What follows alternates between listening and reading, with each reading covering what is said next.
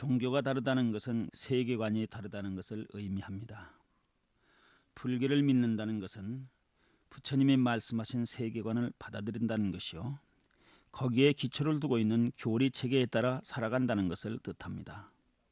따라서 불교를 믿는다고 말하면서 부처님이 제시한 세계관이 무엇인지를 모른다거나 불교의 교리를 이해하지 못한다면 그의 믿음은 허상에 지나지 않습니다.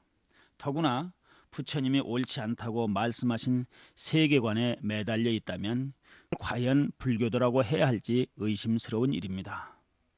오늘은 부처님이 말씀하신 세계관이 어떠한 것이었나를 소개하고자 합니다. 부처님이 사셨던 서력기원전 6세기경의 인도 사회는 사상가들이 천국이라고 말할 수 있을 정도로 사상의 자유를 보장받고 있었다고 합니다. 증일암경에 의하면 무려 62개의 학파가 있었던 것으로 보여지고 있습니다. 육시 부처님께서는 자신의 사상이 다른 사람들의 사상과 다르다는 것을 천명하기 위해서라도 당시에 우후 죽순처럼 경쟁적으로 전개되는 사상들을 분류할 필요가 있었을 것입니다. 부처님은 먼저 그들의 이단적 사상을 세 가지로 크게 나누고 왜 이단이라고 말할 수밖에 없는 것을 말씀하시고 있습니다. 부처님이 이단 사상으로 제일 먼저 든 것은 사람들이 하는 것은 모두 숙명이다라는 숙명론입니다. 이단 사상의 두 번째로 드신 것은 사람들이 하는 것은 모두 존우, 즉 신이 만든 것이다라는 창조론을 말합니다. 그리고 세 번째로 드신 이단 사상은 사람들이 하는 것은 모두 원인도 없고 조건도 없다라는 우연론입니다. 바로 이 세 가지를 부처님은 당시의 사상들을 정리해서 보여주고 있습니다. 요점을 정리해 말씀드리자면 부처님은 이렇게 말씀하시고 있습니다. 세상에 지혜 있다는 사람들이 파벌을 만들어 서로 다른 주장을 하고 있는데 그러한 주장들은 인생에 있어서 아무런 도움이 될 것이 없다. 그들의 주장을 보자면 첫째는 일체의 모든 것은 숙명이다라는 것이요, 둘째는 모든 것은 신이 만들었다는 주장이며 셋째는 모든 일은 원인도 없고 조건도 없는 우연이다라는 주장이다. 이러한 세 가지 주장에 대하여 생각해보라. 만약 이 세상의 모든 것이 숙명에 의한 것이라거나 세상의 모든 것을 신이 만들었다고 말하거나 또는 이 세상의 모든 것이 원인도 조건도 없이 우연이 되는 것이라면 인간은 자신이 해야 될 일과 하지 않아야 할 일에 대하여 의지를 가지고 노력할 필요가 없을 것이다. 그래서 나는 저들이 주장하는 숙명론이나 창조론 그리고 우연론을 인생을 살아가는 데 있어서 아무런 이득이 없다고 말하는 것이니라. 이렇게 외도들의 사상을 숙명론, 창조론, 우연론으로 구분했습니다. 그런데 외도들의 사상을 이보다 더 구체적으로 정리한 경우도 있습니다. 자타카에 의하면 숙명론이나 창조론, 우연론과 같은 세 가지 예에 단멸론과 이기론이라 하는 사상을 이단 사상으로 말씀하시고 있습니다.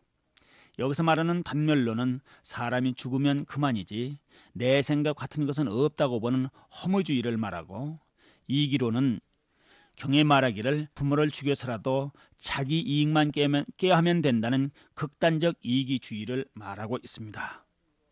부처님께서는 어떠한 이유로 이러한 사상들을 이단으로 규정하고 배척해야 할 것인가라고 하는 부분에 대해서 다음과 같이 말씀하셨습니다. 앞에 말씀드렸듯이 이 세상의 모든 것이 숙명에 의한 것이라거나 세상의 모든 것은 이미 신이 만들어 놓았다라거나 이 세상의 모든 것이 원인도 조건도 없이 우연이 되는 것이라고 말하게 된다면 인간은 해야 할 일과 하지 않아야 할 일에 대하여 의지를 가지고 노력할 필요가 없을 것이기 때문이라고 했습니다. 이러한 사상들은 인간의 자유의지나 선택이라고 하는 것은 전혀 개입될 여지가 없다는 것입니다. 소위 말씀드려서 결정론적인 은혜이기 때문에 부처님은 적극적으로 반대하고 있습니다. 중생의 현실에서 볼 때 인간은 자신의 행위에 대하여 책임을 지게 되는데 모든 행동은 행위자의 자유의지 표현이요 선택된 행동이라 보기 때문입니다. 그와 같은 전제에서 한 개인의 행동에 대한 책임을 그 개인에게 묻는 것이 세속의 실정법이며 윤리 세계에서도 행위한 본인에게 반드시 그 결과가 돌아가게 된다는 것이 인과응보의 관념입니다.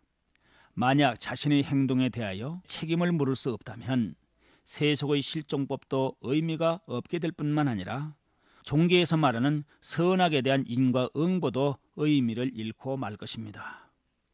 어떤 사람의 행동이 자유의지에 따른 것이 아니라 의지와는 전혀 관계없이 숙명적으로 주어진 것이라면 그가 어떤 행동을 해도 책임을 물을 수는 없을 것입니다. 마찬가지로 인간의 행동이 인간 자신의 의지에서 나온 것이 아니고 신의 명령이나 신이 이미 정해놓은 가정을 로봇처럼 따르는 것이라고 한다면 어떤 행동을 했더라도 그가 보여준 행동에 대한 책임을 물을 수는 없을 것입니다. 따라서 숙명론이나 창조론을 받아들이면 인간의 의지와 선택은 무의미해질 수밖에 없는 노릇입니다. 그것이 바로 부처님이 숙명론이나 창조론 그리고 우연론을 거부한 중요한 이유였습니다. 부처님은 숙명론이나 창조론 그리고 우연론 등을 인생에 있어서 아무런 도움이 되지 않는 아무런 이득이 없는 주장들이라고 비판하고 제자들에게 말씀하시기를 나는 저들의 주장에 맞서 연기법을 주장하고 그것을 12처, 18계, 5원, 12연기, 사성제로 가르치고 있다. 이것은 인간이 자신이 선택에 의해 자기를 만들어가는 길이기 때문이다 라고 하셨습니다. 부처님이 깨달은 연기법은 외도들의 숙명론이나 창조론 그리고 우연론과는 결코 같지 않다는 것을 알 수 있습니다. 따라서 연기법은 부처님이 제시한 세계관이며 12처, 18계, 5원, 12연기, 사성제 등은 연기법을 가르치기 위한 교리체계였던 것입니다. 이러한 교설들은 불교의 핵심을 이루는 교리입니다. 그것은 불자들이 활동하고 있는 반야심경의 요점을 이루고 있는 것이기도 합니다. 5원은 색수상행식 이 5가지를 말하고 12처는 안입이 설신의 이 6가지와 색성향미촉법 이러한 6가지를 말하는 것입니다. 18개는 반야신경에서 안계 내지 의식계라고 한 그 부분을 말하고 있습니다. 그리고 12연기는 무명 내지 노사를 말하고 있습니다. 그리고 사성제는 진멸도를 가리키고 있습니다. 반야신경을 바르게 이해하는 것이 불교의 교리를 바르게 이해하는 것임을 알 수 있습니다. 대개의 사람들은 반야신경을 외우고는 있으면서도 그 뜻을 제대로 파악하지 않고 마치 주문을 외우듯이 반야신경을 읽는다는 데 문제가 있습니다. 반야신경을 주문처럼 외우고 있을 것이 아니라 그 내용을 철저히 이해할 수 있어야만 합니다. 부처님께서 열반에 드실 때였습니다. 살아나무의 목신들이 아름다운 꽃으로 공양을 올리자 부처님께서는 설사 수레바퀴만한 화려한 꽃으로 공양을 해도 그것이 참된 공양은 못 된다고 말씀하셨습니다. 안한 존자가 부처님께 여쭈었습니다. 부처님이시여 그렇다면 어떤 것이 진정으로 공양하는 것이 됩니까? 라고 물었습니다. 이때 부처님께서는 5원 12처 18계에서 무아를 깨닫는 것이 참된 공양이라고 했습니다. 이와 같은 가르침은 대단히 중요합니다. 반야신경에서 읽는 색성행식과 안입이설신의 색성향미촉법, 또한 안계 내지 의식계라고 하는 교리체계를 통해서 내 없다라고 하는 것을 철저히 깨닫는 것이 진정한 공양이요 부처님의 가르침을 떠받드는 것이라는 점입니다. 불교 사상이 가장 두려진 특징이 무아인데 그 무아는 5원 12처 18계를 통해서 파악할 수 있음을 말해주고 있습니다. 오늘 소개해드린 내용을 통해서 다음의 몇 가지를 생각할 수 있습니다. 첫째로 부처님의 가르침은 연기법임을 분명히 밝히고 있습니다. 연기법은 모든 현상을 원인과 조건에 따른 결과로 설명하는 논리입니다.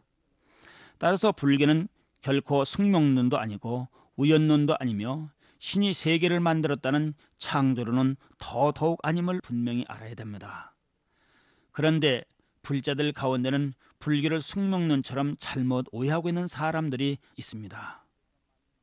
부처님께서 말씀하셨듯이 그러한 믿음을 갖는 것은 인생을 살아가는 데 있어서 아무런 이득이 되지 않는다는 것을 알아야 합니다. 우리 사회에서 불교를 왜곡되게 하는 중에서 하나가 불교의 업설을 숙명론으로 잘못 이해하고 또 그와 비슷하게 말해주는 것이 가장 큰 문제라고 생각합니다. 그러므로 오늘 부처님께서 말씀하신 이 가르침은 불교는 어떤 점에서 다른가를 엿볼 수가 있습니다. 둘째로 부처님께서는 연기법을 12처, 18개, 5온, 12연기, 사성제와 같은 일련의 교리 조직으로 가르치고 있다는 점입니다. 불교 사상의 기반인 연기법을 알려면 12처나 18개나 5원이나 12연기, 사성제와 같은 교리를 철저히 공부해야만 한다는 것입니다. 불교의 교리 공부는 연기의 논리로 설명하는 5원, 12처, 18개, 12연기, 사성제를 바르게 이해하는 것에 지나지 않습니다. 그러므로 불교의 신앙 강제와 교리 강제는 구분될 수 있어야 합니다. 천수경을 놓고 강조하면서 불교 교리 강제라고 말하는데 그것은 교리 강제라기보다는 불교에서 말하는 신앙 강제라고 말할 수 있습니다. 우리는 불교의 신앙 강제와 불교의 교리 강제가 구분되고 있어야 된다는 것을 이 경전을 통해서 볼 수 있습니다. 아무리 연부를 많이 하더라도 불교에서 말하는 연기법에 그것을 구체적으로 말하는 12처, 18개, 5원, 12연기, 사성제를 바르게 이해하지 못한다면 불교에서 상당히 거리가 먼 곳에 있다고 말해야 될 것입니다. 셋째로 부처님은 중생들의 삶을 숙명으로 주어신 것이나 신이 결정한 과정이 아니라 각자가 자유롭게 선택하는 것으로 보고 있다는 것입니다. 그러므로 우리가 행복을 누리는 것도 자기가 선택한 삶이요, 불행을 당하는 것도 그 자신이 선택한 결과라는 것입니다. 따라서 모든 행동에 대한 책임은 행동한 사람이 져야 한다는 것을 가르치고 있습니다. 초기 경제는 딱한 이야기들로 이어지지만 반드시 이해하고 짚고 넘어가야 될 중요한 부분에 대해서 밝혀주고 있습니다. 오늘의 경전 공부는 현명한 사람은 연기를 보는 사람이니 그들은 원인을 보고 그 결과를 이해하는 사람들이다라는 부처님의 말씀으로 결론을 지을 수 있겠습니다.